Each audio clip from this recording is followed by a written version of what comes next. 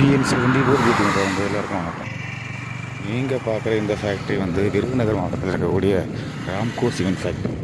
என்ன பெருசாக கட்டியிருக்காங்க, என்னன்னு கேட்டாங்க இது இல்லைங்க, அவ்வளோ பெருசு. எத்தனை லோடு டன்னு சிமெண்ட் நம்ம வீடு கட்டுறதுக்காக கொடுத்துட்ருக்காங்கன்னு தெரியல. பாருங்கள் அந்த ஃபேக்ட்ரியை பாருங்கள். ரோட்டில் இன்றைக்கி பார்க்கும்போது எவ்வளோ பிரம்மாண்டமாக இருக்குது. இந்த ஃபேக்ட்ரிக்குள்ளே நம்ம நுழைஞ்சு வச்சுருக்கோம்.